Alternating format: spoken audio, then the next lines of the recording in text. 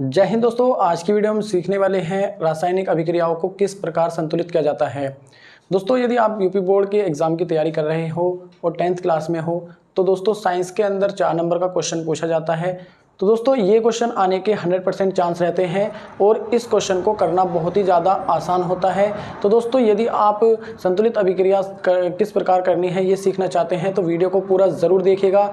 मैं आपको 100% गारंटी देता हूं कि इतने आसान तरीके से आपको किसी ने नहीं बताया होगा कि रासायनिक अभिक्रियाओं को किस प्रकार संतुलित किया जाता है। तो चलिए करते हैं स्टार्ट। हमारे पास में कुछ रासायनिक अभिक्रियाएं हैं जो मैंने यहाँ पर लिखी है। ये 4 रासायनिक अभिक्रियाएं हैं और चारों ही मोस्ट इंपॉर्टेंट रासायनिक अभिक्रियाएं हैं, कई बार एग्जाम के अंदर पूछी जा चुकी हैं। तो दोस्तों सबसे पहले हम यहाँ पर देखेंगे कि आप यहाँ पर देख सकते हैं कि हमारे पास में इधर की तरफ कुछ यौगिकों को लिखा गया है और इधर की तरफ हमें कुछ यौगिक मिल रहे हैं। तो सबसे पहले हम इसी चीज़ को समझते हैं कि इधर वाले यौगिकों को क्या कहा जाता है और इधर जो हमारे पास में यौगिक आते हैं इन्हें क्या कहा जाता है।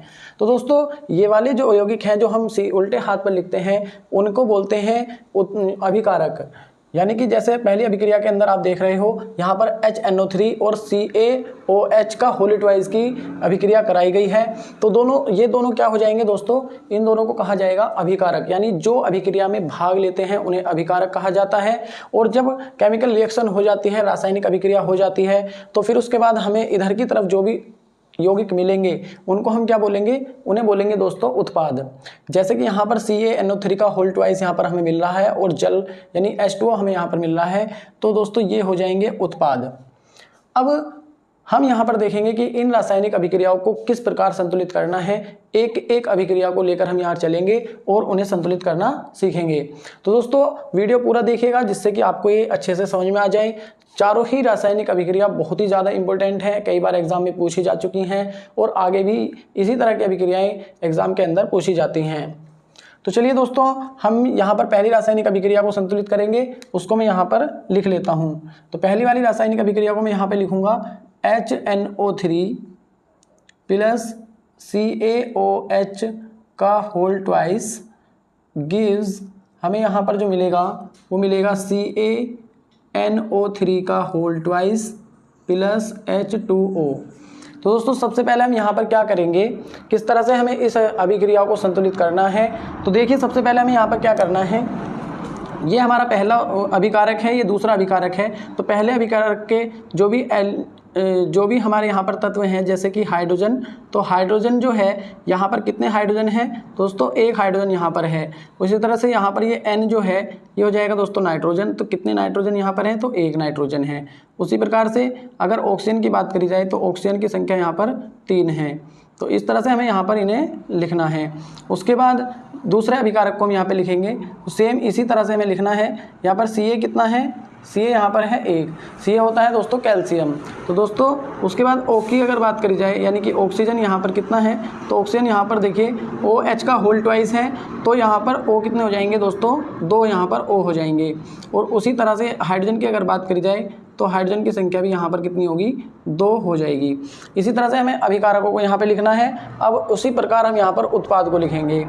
तो यहाँ पर सबसे पहले है Ca, तो Ca जो है दोस्तों उसकी संख्या है यहाँ पर 1। उसके बाद यहाँ पर N यानी कि नाइट्रोजन की संख्या कितनी है, तो दोस्तों यहाँ पर NO3 का होल ट्वाइस है, तो नाइट्रोजन की संख्या है 2। और उसके बाद ऑक्सीजन की संख्या जो है यहाँ पर कितनी है, तो 3 दूनी 6, यहाँ पर ऑक्सीजन की संख्या 6 है। उसके बाद यहाँ पर इसको लिखेंगे तो हाइड्रोजन की संख्या यहाँ पर कितनी है, 2, और ऑक्सीजन की संख्या कितनी है यहाँ पर 1। दोस्तों सबसे पहले आपको इसी प्रकार से उत्पाद और अभिकारक के जो भी तत्व हैं सबको अलग अलग इस फॉर्म में लिख लेना है। और उसके बाद अभी सब बहुत ही आसानी से हम करने वाले हैं। चलिए देखिए किस तरह से करेंगे। सबसे पहले हमारे पास में यहाँ पर आप देखेंगे हाइड्रोजन कितने हैं दोस्तों, हाइड्रोजन यहाँ पर 1 है।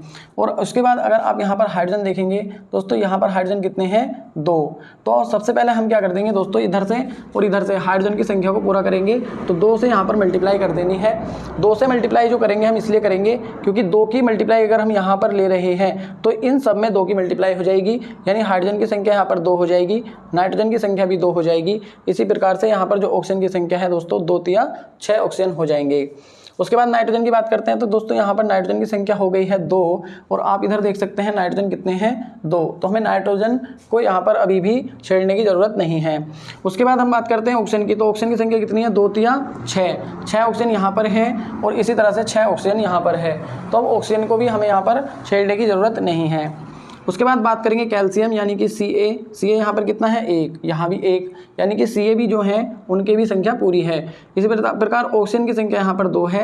अगर आप यहाँ पर देखेंगे ऑक्सीजन की संख्या यहाँ पर कितनी थी 6, तो यहाँ पर 6 थी।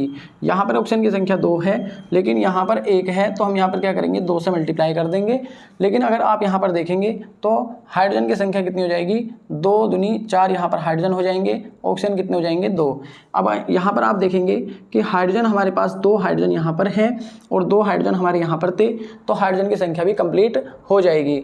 इस प्रकार से आप देख सकते हैं कि प्रत्येक तत्व जो है वो बाएं पक्ष पर और दाएं पक्ष पर दोनों की संख्या बराबर हो गई है, तो अब ये अभिक्रिया जो है हमारी संतुलित हो जाएगी। बस अब हमें क्या करना है, जहाँ पर हमने मल्टीप्लाई की है उसी प्रकार से जो हमारी मेन अभिक्रिया मुख्य अभिक्रिया है उसमें हमें क्या कर देना है गुना। जैसे कि यहाँ पर हमने 2 से मल्टीप्लाई करी है तो 2 से मल्टीप्लाई यहाँ कर देंगे। यहाँ पर हमने किसी भी नंबर से मल्टीप्लाई नहीं करी तो ऐसे छोड़ना है, यहाँ भी नहीं करी है, यहाँ पर 2 से मल्टीप्लाई की है तो यहाँ पर हम क्या कर देंगे 2 से मल्टीप्लाई कर देंगे और यह अभिक्रिया क्या हो जाएगी संतुलित हो जाएगी। तो आप देख सकते हैं बहुत ही ज़्यादा आसान तरीके से हमने इसे यहाँ पर समझ लिया है। चलिए दोस्तों अब समझते हैं दूसरी अभिक्रिया को, और दूसरी अभिक्रिया को भी हम बड़े ही आसान तरीके से इसी प्रकार समझने वाले हैं। तो यहाँ पर जो दूसरी अभिक्रिया दी गई है तो दोस्तों दूसरी अभिक्रिया है NaOH प्लस H2SO4 गिव्स, ये हो जाएगा दोस्तों यहाँ पर Na2SO4 प्लस H2O। इस अभिक्रिया को हमें यहाँ पर करना है संतुलित। दोस्तों किस तरह से हमें संतुलित करना है आइए देखेंगे। सबसे पहले हमें उसी तरह से इन्हें लिख लेना है। Na को लिखेंगे, Na की संख्या दोस्तों यहाँ पर है 1, O की संख्या यहाँ पे यानी ऑक्सीजन की संख्या यहाँ पर 1 और हाइड्रोजन की संख्या यहाँ पर कितनी है दोस्तों, तो हाइड्रोजन की संख्या भी यहाँ पर है 1। अब इसे हम यहाँ पर लिखेंगे। इसी तरह से यहाँ पर इस वाले अभिकारक को भी हमें लिखना है। तो यहाँ पर हाइड्रोजन की संख्या कितनी है दोस्तों 2, सल्फर की संख्या यहाँ पर कितनी है दोस्तों 1 और ऑक्सीजन की संख्या यहाँ पर कितनी है 4। अब आते हैं उत्पाद का नंबर। उत्पाद के अंदर हम क्या सबसे पहले लिखेंगे सोडियम, यानी कि Na की संख्या यहाँ पर कितनी है 2, उसके बाद सल्फर की संख्या यहाँ पर कितनी है 1 और ऑक्सीजन की संख्या यहाँ पर कितनी है 4। इस तरह से लिखेंगे और इसी प्रकार इस वाले को भी हमें लिखना है। हाइड्रोजन की संख्या यहाँ पर कितनी है 2 और ऑक्सीजन की संख्या यहाँ पर कितनी है 1। उम्मीद करता हूँ आपको इस तरह से लिखना है, ये अब समझ में आ रहा होगा अच्छे से। और अब इसको हम यहाँ पर बहुत ही आसान तरीके से क्या करने वाले हैं संतुलित करने वाले हैं। तो चलिए सबसे पहले स्टार्ट करते हैं इधर से। यहाँ पर Na कितने हैं दोस्तों 1 और इधर की तरफ Na की अगर बात करी जाए तो कितने हैं 2। तो सबसे पहले हमें यहाँ पर सोडियम को ही कंप्लीट कर लेना है, यानी Na की संख्या जो है वो पूरी करेंगे।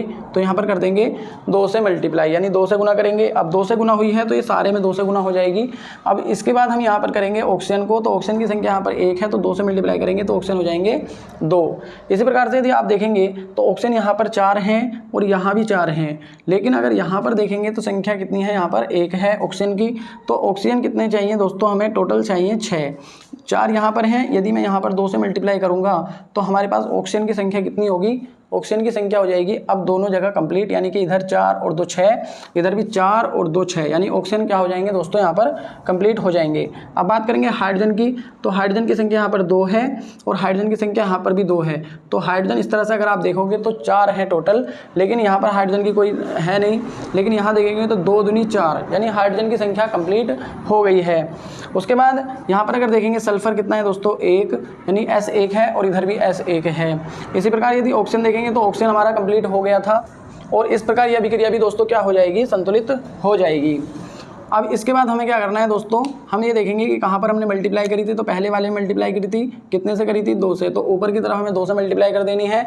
इसी प्रकार से यहाँ पर H2O में भी हमने 2 से मल्टीप्लाई करी थी, तो 2 से मल्टीप्लाई यहाँ पर करना है और इस प्रकार से ये अभिक्रिया क्या हो जाएगी दोस्तों संतुलित हो जाएगी। दोस्तों उम्मीद करता हूँ आपको ये अच्छे से समझ में आ रहा होगा कि किस तरह से हमें जो अभिक्रियाओं को संतुलित करना है। उसके बाद देखेंगे हम अगली अभिक्रिया यानी तीसरी वाली जो अभिक्रिया है इसे किस प्रकार संतुलित करना है। तो दोस्तों देखिए तीसरी वाली अभिक्रिया के अंदर जो हमें दिया गया है वो क्या दिया गया है यहाँ पर दिखा है दोस्तों NaCl और AgNO3। इस तरह से यहाँ पर है AgCl और NaNO3।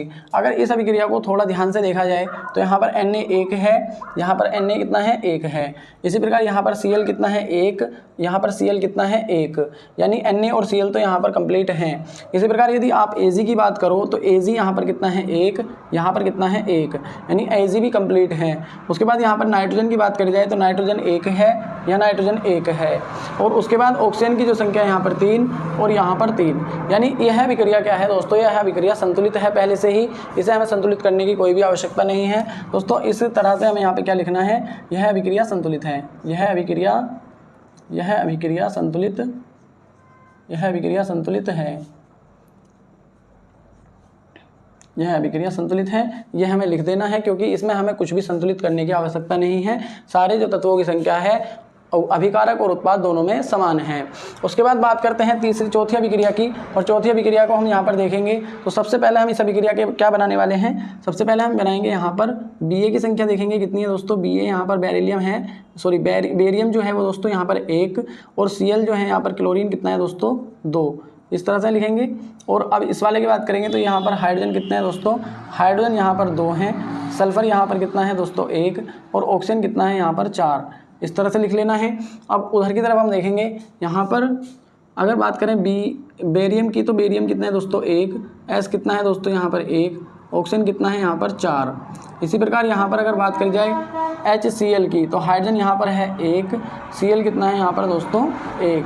इस तरह से हमें यहाँ पर इन सबको लिखना है और उसके बाद बहुत ही आसान तरीके से हम इसे यहाँ पर संतुलित करने वाले हैं। और संतुलित करने के लिए हमें सबसे पहले क्या करना है दोस्तों, सबसे पहले हम देखेंगे इधर बेरियम कितना है दोस्तों 1 और इधर 1, तो हमें बेरियम को यहाँ पर छेड़ने की ज़रूरत नहीं है, इसको ऐसे ही रखेंगे। यहाँ पर क्लोरीन कितना है दोस्तों 2, और इधर की तरफ अगर क्लोरीन की बात करी जाए तो क्लोरीन यहाँ पर है 1। तो सबसे पहले हम क्लोरीन को संतुलित करेंगे तो यहाँ पर हमें करना है दोस्तों 2 से मल्टीप्लाई, तो अब यह क्लोरीन हो जाएगा संतुलित, क्लोरीन संतुलित हो जाएगा। उसके बाद हम बात करेंगे यहाँ पर हाइड्रोजन की, तो हाइड्रोजन यहाँ पर 2 हैं, जैसे हमने यहाँ पर 2 से मल्टीप्लाई करी थी तो हाइड्रोजन की संख्या भी यहाँ पर कितनी हो जाएगी दोस्तों 2 हो जाएगी। उसके बाद यहाँ पर देखेंगे सल्फर कितना है दोस्तों 1, तो यहाँ पर सल्फर भी कितना है 1, और ऑक्सीजन यहाँ पर 4 है, तो यहाँ पर ऑक्सीजन भी कितने हैं दोस्तों 4 हैं। तो यह अभिक्रिया संतुलित हो चुकी है। तो हमें यहाँ पर देखेंगे सिर्फ हमने 2 से मल्टीप्लाई करी है यहाँ पर, तो यह हमारी अभिक्रिया अब क्या हो जाएगी, संतुलित हो जाएगी। इसी प्रकार से आप किसी भी अभिक्रिया को दोस्तों संतुलित कर सकते हैं। उम्मीद करता हूँ आपकी बड़े ही आसानी से समझ में आ गई होंगी। मैंने कोशिश की है आपको बिल्कुल आसान तरीके से समझाने की। अब आपको क्या करना है दोस्तों, इसी प्रकार की कुछ और अभिक्रियाओं की खुद से प्रैक्टिस करनी है। और अगर आपके समझ में नहीं आता है तो आप कमेंट बॉक्स में मुझसे पूछ सकते हैं, मैं आपको ज़रूर आंसर करूंगा। आप कहेंगे तो वीडियो भी आपके लिए बना दूंगा। दोस्तों उम्मीद करता हूं आपको ये वीडियो पसंद आई होगी। वीडियो अगर आपको पसंद आई है तो वीडियो को लाइक और चैनल को जरूर सब्सक्राइब कीजिए। इस तरह की वीडियोज़ आपको हमारे चैनल पर लगातार मिलती रहेंगी। वीडियो देखने के लिए आपका बहुत बहुत धन्यवाद। मिलते हैं इस तरह की अगली वीडियो में, तब तक के लिए जय हिंद, जय भारत, थैंक यू।